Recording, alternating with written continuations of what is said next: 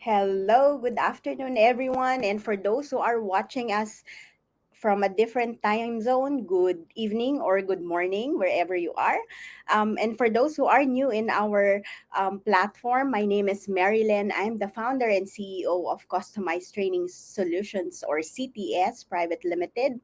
And we are passionate about helping leaders and organizations who are continuous learners and action takers to transform and thrive in all aspects by co creating customized programs with our world class resources.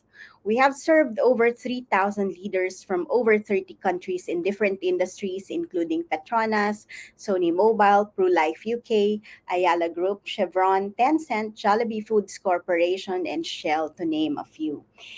And the reason why we have been organizing several interventions, including this interview, is because we would like to help leaders who don't know how to stay relevant and adapt to the next normal, those who find it stressful to lead and ensure performance of a hybrid team, and those who are afraid that they can't keep their team or their business in the current situation. So, to be able to stay relevant and continue to lead effectively in any situation, do join us in this intervention, especially this interview today. And it's my great pleasure to introduce you our leader for today. His name is Bertch Ian Ranis. I'll call him Bertch. And he's the managing director for Field Global Immigration Services Corporation, a highly motivated, enthusiastic, and hardworking individual whose professional competencies lie in marketing, business management, and customer service. Although his academic background started out in the medical field as a registered nurse, he has evolved into a global entrepreneur whose focus has been maximizing profits and minimizing losses, even while maintaining a compassionate nature. After finishing his Master of Science degree in International Hospitality Management of the Cardiff Metropolitan University in United Kingdom, he landed a job as business development manager at the law firm IAM Canary Wharf, a leading immigration consulting firm. And it was here that he started his career in immigration consulting, where he founded Field Global Immigration Services Corporation in 2014. And from then on, Field Global has grown to be a top notch immigration service provider. And it is the only one in the Philippines that has an ISO accreditation. Wow, I'm impressed already. So, without so much further ado, I'd like to um, have Birch. Hi, Birch. How are Hi, you? I'm very good, thank you. How are you? I'm good. Thank you for asking, and I'm really glad to have you today.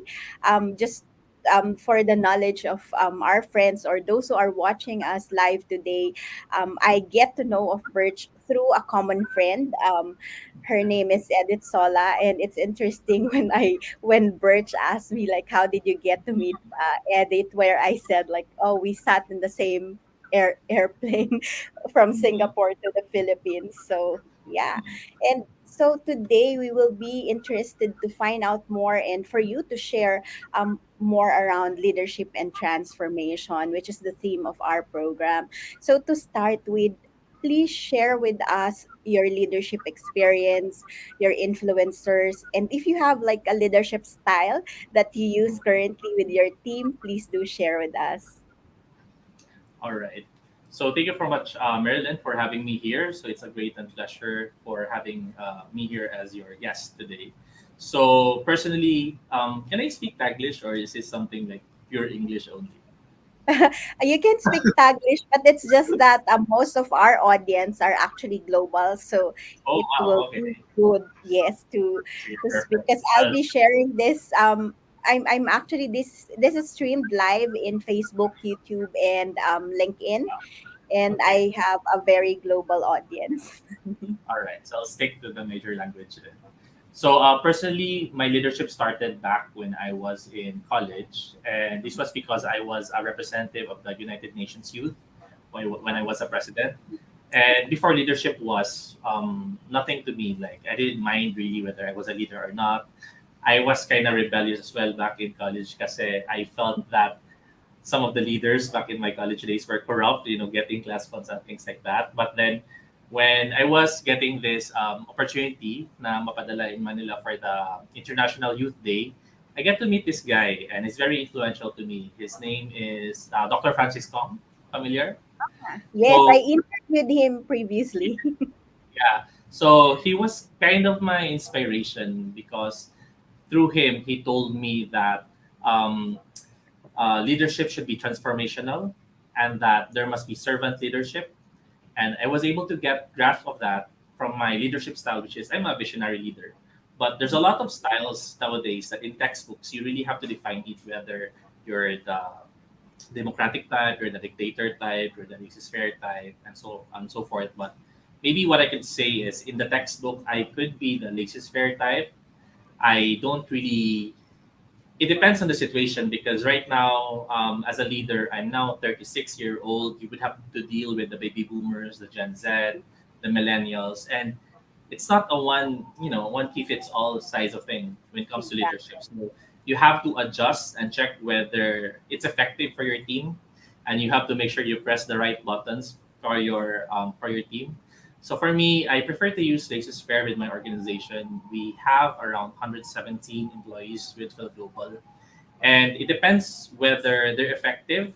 Then I let them do what they want, and that's how the Gen Z and the millennials usually like it. Like they express their creativity by giving them that positive approach of like letting them do what they're good at rather than micromanaging them, because they don't like that as well. They felt like you don't trust me, things like that. But there True. are some scenarios though that I have to convert myself from becoming a dictator if I need to get the things done. Like for example, it's our ISO audit 2 days from now with Tumsud, and there are some deadlines that our team have to meet. So for certification purposes, you have to be that type of leader that it's not really martial law, but you have to give deadlines, making sure that they know what they have to submit. Mhm. So depends on the situation. If you have the luxury of time and you don't have so much responsibility to be na nag-commit ka, then you can be the democratic type wherein it's just, chill lang and giving them the freedom that, okay, so this is what we're gonna do. We'll share the responsibility. So yeah, so generally, it's just fair. I'm a transformational leader. I believe as well that leadership should be, how do you call that? You must mold your followers to become future leaders like you to be sustainable. It's not Exactly. possible that you're the only one who's really good at things, because the way that I interpret it is also because of one of this mentor, although he doesn't know about it. That he's my mentor. His name is John Maxwell. I Uh-huh. read his books, and by quote he said that success is easy, but having a successor is difficult. So which is really true. As for me, when you want your team to really grow, it has to be that they're better than you, and that's how you could sustain the team to be there forever. Thank you so much for sharing that with us. And I mean, some people who I've interviewed started even during their primary, and you were saying that you just started in college. And even I myself actually like took a bit of time to actually start my leadership journey, like, to speak up and all those stuff. And what I really like with what you've shared is that, specifying that leaders is really about helping others to be a leader too. And I remember that conversation with Marsha in the recent interview I also had, where she said like, she actually questioned the team of leaders who attended her program, and how many leaders do you have? And then they said there's 17 of them. And how many people in your organization? We have 500. So what are you doing? Why are you not doing your job? And transforming all those other people to be a leader too. And like you said, and that's what I really love, and really inspire, encourage more people to do so, is to make it as sustainable as possible, right? And that's the only way to do that. So Correct. thank you And so much leadership is for not a sorry to Mhm. add. Leadership is not about titles anyway. Like you could lead True. people above you. You could lead people who are of the same ranks as you, and you could Yes. lead your subordinates as well. It's like a 360-degree cycle. that you should know when to step up. And there's just a lot of myths about leadership, and people are True. afraid. But for me, I believe that I'm a because I am a late bloomer. Actually, I don't have confidence. I used to have very low self-esteem back in high school when I ran for vice president. There was a time, even Mary, that I went on stage and I really did not say anything at all. And perhaps the pressure there of running for office was because of peer pressure, that Mhm. I have to run for office. It wasn't because I want to. Okay, Right. so I should say that people say that leaders are born, leaders are not made. But I should say leaders are born and made at the same time, because late Yes. bloomers like me, I wasn't born a leader. I don't even want to be a leader. So I just want to be a normal guy. I There at the think back. I think there will be a point in our life where we don't have a choice but to be a leader, right? And so that leads me to actually my next question. I mean, you've mentioned a bit or a few things about leadership, but if you were to summarize or choose, how would you define leadership for you based on your experience? In my experience, leadership should be coming off as you serve others first. Servant leadership. What we do is we walk the talk. We don't take leadership roles because we want to be famous. We want to be the type of person who's in the pedestal. It has to be that leadership is you find your purpose within, that you wanted to help others. Because if you won't do that, then what will happen here is that you will just fail as a leader. You might have the leadership position, but nobody trusts you. You might be the leader or the organizer, but nobody would follow you. And it's very important that there's compassion there. They would feel that they would want to work with you, because without that, then the organization would not flourish. Exactly. Thank you for defining that beautifully for us. And again, it's about serving others. That's what I would say that will be the theme of our conversation today. Leadership is about serving others, right? So thank you for defining that for me.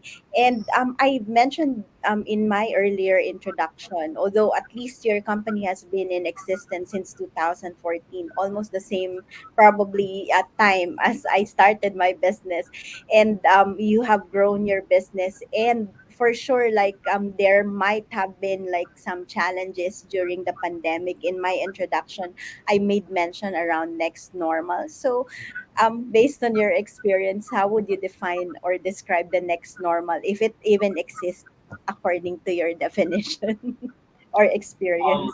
yeah. During the pandemic, all the businesses were actually affected. I mean, even us. We are an immigration company.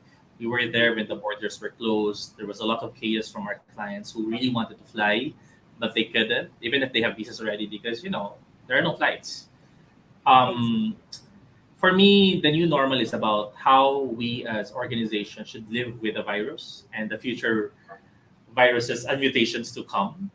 It has to be as well that leadership is very important now, because there's a lot of leaders who actually got depressed, and they had difficulty moving on from that. But for me, it has to take a lot of positive attitude from the leader, showing that you're confident that you could survive this chaos, you could survive this pandemic. Because otherwise, what will happen is that your people would follow you as well in that depressed state, and they would not be able to be doing the maximum potential of working towards a company. So me, I believe that there's also benefits to this, because there's some companies actually who made a lot of money during the pandemic, and I should say that we were one of them. So we're quite thankful that the pandemic came, because it digitized our organization from the usual paper based. We're now going towards online platforms. We're now doing webinars, Zooms. We're even getting more clients paying online rather than paying cash. And that's money for the company. So I guess the new normal should be living with the virus. It should be that we're not afraid of the new changes. There must be flexibility as well. And again, I'd like to reiterate that leaders should be the one setting the tone of positivity, because without that, then all else would fail. Like, if you're not positive about your company, then how can the employees be positive about the new changes, and that and the future viruses to come, because there's the monkeypox next, and what's next after that. So all the challenges will always be there. I don't think there will be a vaccine for all virus, so we just have to embrace it that these things are happening. So what are you gonna do next? Yes. I really like the fact that you've mentioned around digitalization. And again, in your case, you digitized your solutions. Reason why, despite that the situation, you are able to actually serve your customers, and of course, earn money out of that, right? And also, like, and again, it's all about the leadership, right? As we mentioned, when you define leadership, it's all about developing leadership skills. And it's because that being able to set the tone and keeping that positivity, because we all know that change will happen, uncertainty will always be here. And it's about, like, how will you actually navigate all those challenges, and that you're facing, or all this pandemic that we will face, even in the near future, right? So from your experience being a leader, working in the corporate world, even before you started your business, and probably you are still working with corporate leaders and aside from individuals now, what would you say would be the top three problems that most leaders normally face, with or without the pandemic, I guess? Yeah, so it's just my probably my take and my opinion with regards to the top three problems that you've Mm-hmm. mentioned. Number one probably is that most of the leaders, when they start their own company, they feel like capitalization is a problem. Like, they need how much money do they need to keep the business running? When Mm-hmm. I started Phil Global, I started only with $1,000, like 50,000 pesos.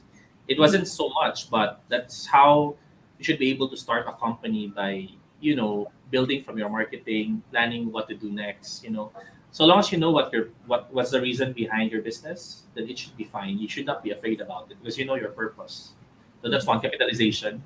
You don't need millions or billions to start a company, and you could take the risk because leadership is about taking risk as well and assuming it that you would be successful.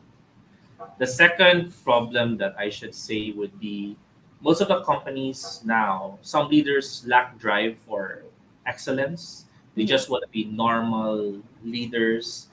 They don't want to be, some of them want to save taxes, they don't want to declare their income. They wanted to be they wanted to be not certified with their accrediting bodies. And for me, leadership is about driving your team to excellence because that's how you survive crises like this. I think for our company, if we did not strive for excellence, we would be also be in similar situation with other companies who closed down during the pandemic. So that's my second thing. It's a solution, but that's one of the reason why organizations are in a state of a problem when the drive for excellence is not there.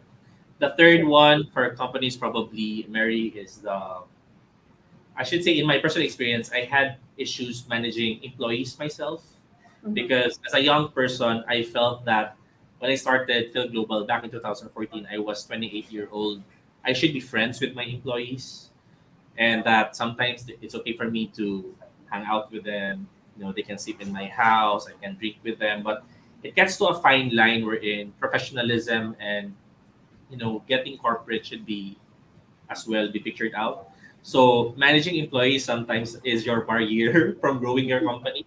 And if you're unable to do that, then you could not become world class, or you could not level up from being a small company to a medium company. And that was my challenge myself. Like, I have some friends who are in a business telling me, why are you hiring so much employees?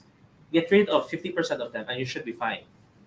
For me, profitability is equal to, it's directly proportional with the more manpower I have, the more profits would the company have as well. I don't believe in what other companies were saying that human resource is a waste of money. Because for me, human resource is of great potential to the organization. The more talented employees you have, the more islands and countries that you can charter. Those are the things that you could develop because you have the human resource.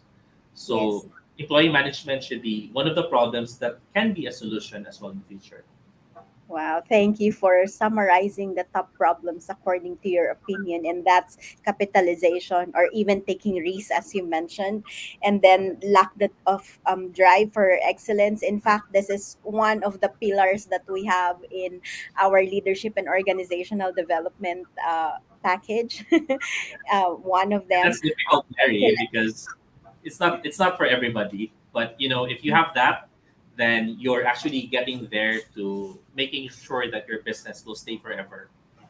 Yes, true. And last but not the least, as you've mentioned, is really dealing with people, Yeah. managing employees, right? So, because at the end of the day, they will be the one who would help you realize your vision. Those people that you work with. And so, I mean, we will not leave our audience with a problem, although as you've mentioned, you somehow actually given us a solution along the way while you're describing the problems or identifying the problems. So what do you believe are important leadership capabilities or skills that that people or leaders must have in order to continue to lead effectively? I believe on continuous improvement.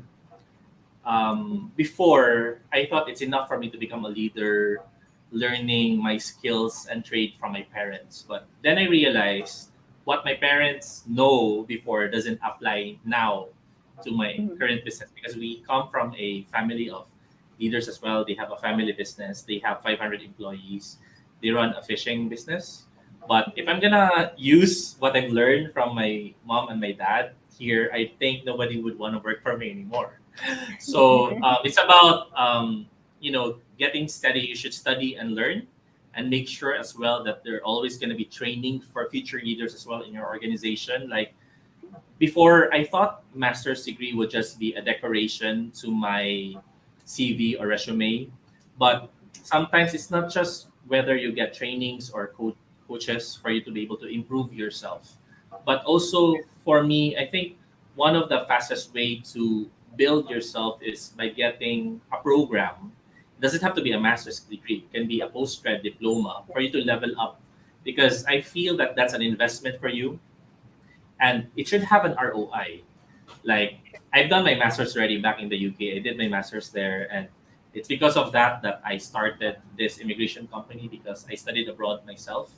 But now I'm studying back to the Philippines because I've reached this potential, but my employees have reached that, and I want to reach more. And you cannot give what you don't have, Mary. So the Mhm. only way that I could level up my team and my employees as well is by making sure that I have those skills to teach them. So I decided to enroll into another master's, which is the Masters of Entrepreneurship at AIM by October. And I know that I'm gonna be busy, but I'm gonna commit myself to that because of leadership.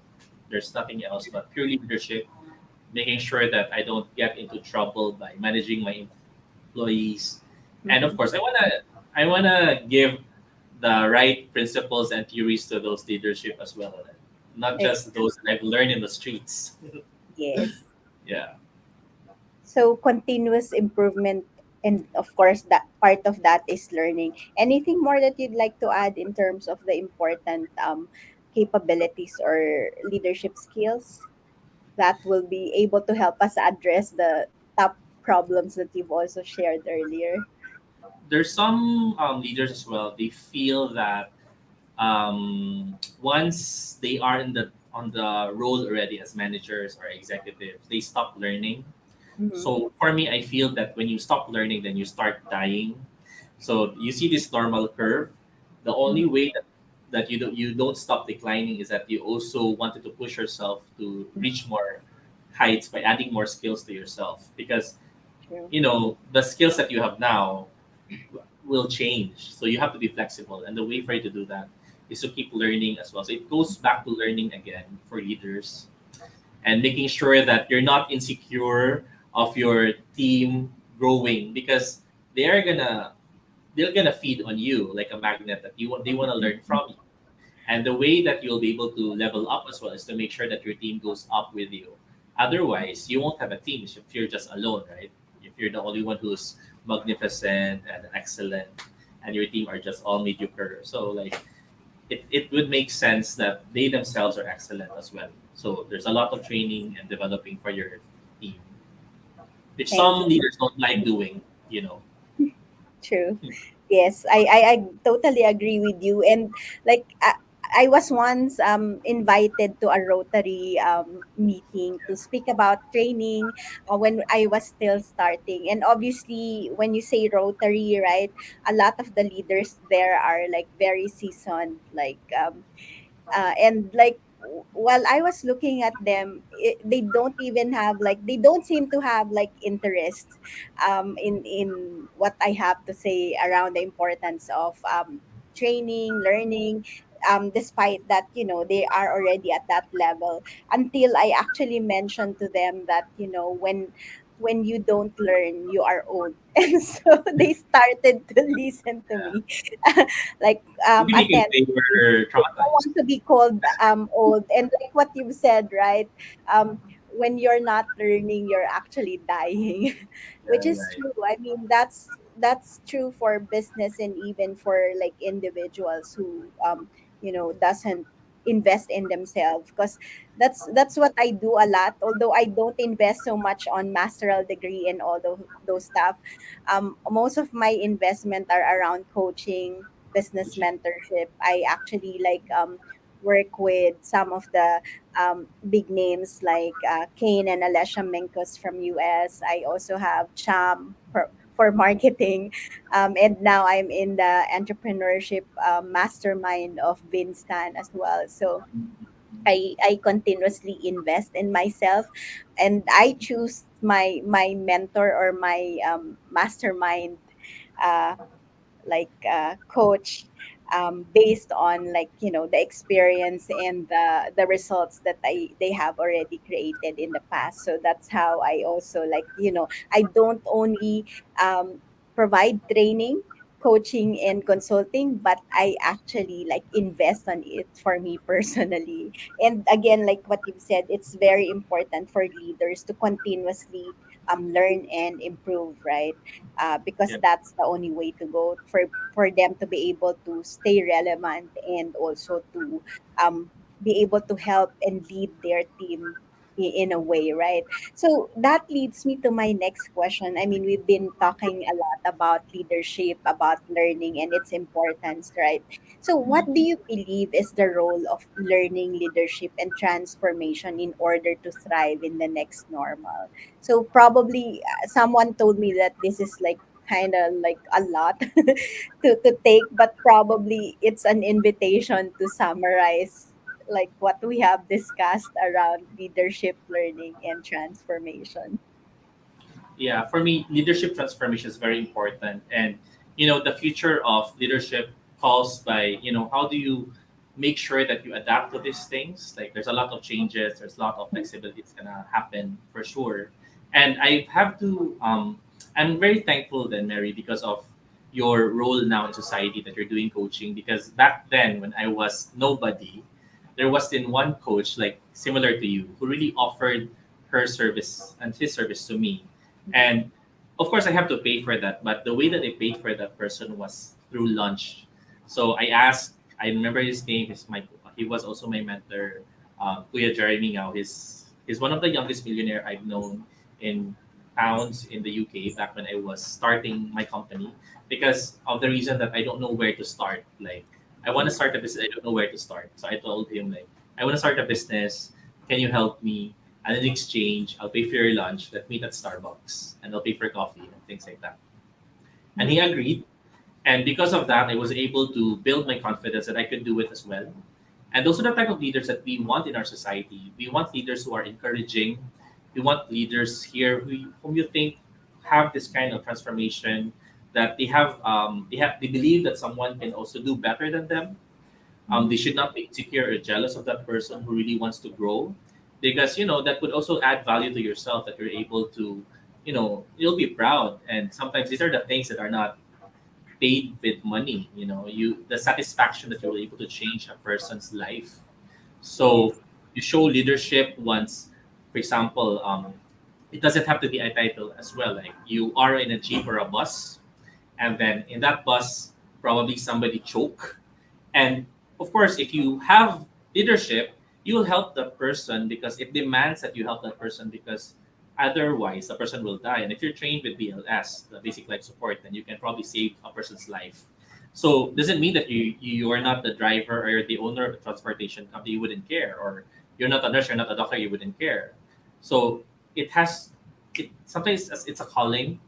You have to Mm-hmm. show up with demand it. You're demanded to be there. So it's more about, that's why during my first question, it's about why are you a leader, because you wanted to be a servant. And it has to go through as well with your core values. Like personally, I as a leader, my core values is compassion and integrity and excellence. I just recently added excellence because our organization is committed to standards. I wanted to really, from our satisfaction rate of 90%, I want to build it up to 95%. And that's painful. All these criticisms and feedbacks is painful, especially for leaders. They feel like if somebody makes a comment about your behavior and that you're not good enough, sometimes you feel insulted. But those feedbacks are relevant because that's how you'll be able to build yourself up in your leadership. That you're able to receive them professionally. You're not gonna plant grudges, and this would help you grow as well as a leader. So show up with your leadership when it demands for you to be there. Don't just become a leader just because you are by title. For example, you won right now because in the recently concluded elections, and you recently got the title of, for example, SK chairman or councilor in your city, and you're a leader as well. And right now you're in a meeting, and of course you wanted to help the environment by making sure that there's a lot of issues of the environment now. I saw in TV earlier that there was this factory, and because of the earthquake in the Philippines, there was some leakage of some waste chemicals. So if you're a leader, you have to show as well that you're wanting to support and clean the environment, even if you're not there in that city themselves, like you're not physically there. You have to support as well because you're a leader. You wanted to show that you care. So servant leadership is really very important. Yes, thank you for sharing that with us. And again, like we all have to serve others, and we have to, again, like what you've said, show up, right? It's all about showing up, but the question as well is how are you showing up, right? Which Have to is be more, reliable because there's a lot of leaders now. They're paid really well, but the problem is they're not reliable. I mean, yeah, true. they're So not it, there when you need them, right? And they would always say that it's not my office hours. I have mental health, whatever. But reliability for me is very important because when you're the leader and you're not there, then it's for me, it's not of pure intention anymore. Like it's not real. exactly. There are some people who just go there, like some leaders, unfortunately, who just, show up just for the photo session or whatever. But then they're not really showing up to really serve others, like what, we've been talking about, and what is really necessary when you show up, right? So it's really all about, I mean, like what you've mentioned as part of your core values or company core values around integrity and compassion as well, right? Because it doesn't make sense that you show up, but when you don't have that integrity, when you don't show that compassion and serve others, while showing up, right, it doesn't make much sense as well. So Yeah. thank you so much for reminding our leaders to show up in a way that they have to be full of compassion, integrity, excellence, and also to be there to actually serve others, not just to show up or just be there physically, right? And so that leads me to my last two questions, which would normally refer to as my Miss Universe questions. So in this case, it's gonna be my Mr. Universe question. So if you have a magic wand and can use it, what will you do with it? Oh, This. looks like he has a magic wand. This is different. Magic one. Oh, that's a very difficult question. Um, Perhaps for me, I wouldn't want money. I rather want education. This is the campaign that my organization has been really pushing for. Like education for all Filipinos, education for all global citizens. Because with education, you actually can help, build sustainable careers. And once you build a sustainable career, then, we eradicate poverty at the same time. So if there's a magic wand, I want this one to give me 24 hours conversion. Like you, Mary, can become a doctor now. There. Or I Wow. want to become an engineer. Instant knowledge and instant learning. Because that way it's more sustainable when you give education. Because it's just True. it teaches the person how to fish, and that person will be responsible to how he or she can build her society as well, and it can save Exactly. lives. Yeah. True, true. And I really like, I mean, we are in the same, or we are in alignment with that message. And that's the reason why I've been like, doing this kind of interviews, despite I don't really get paid for this, because I wanted to increase, more awareness around this space of how important learning is, how important leadership is, and how can we in small things inspire others, educate others, encourage others, or even help others to transform, right? Although of course, I mean, like, this is also an invitation for our viewers to to have that capability increased through learning, coaching, and consulting for your team, or even like, having this kind of conversations within your organizations as well, right? So thank you so much, and I'm sure even without that magic one, that's already like what you're aiming for and doing through your through your business, by educating more people to be able to serve more as well, more leaders as well, right? And so that leads me to my last question. If you were to ask yourself a question that you can best answer, what would Mm, it be? And since you can best answer it, please do answer that for us. okay. So, what again, ma'am, with the question? If you were Sorry. to ask yourself a question that you can best answer, what would Okay. that be? Or what Your would it question is to give myself a question. Yes. Okay. What question do Correct. you normally ask yourself, and that you can best answer at the same time? Perhaps I'm now 36, and it took a while before I know who I am. So perhaps number one question is that who are you as a person, as a leader?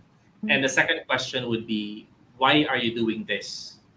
Because for me, if leaders know who they are, if they know what's the purpose behind their business, or what's the purpose behind their career, then there should be no reason why that person would not be successful. Like personally, Mary, I'm a nurse, but you see, I'm not nursing now.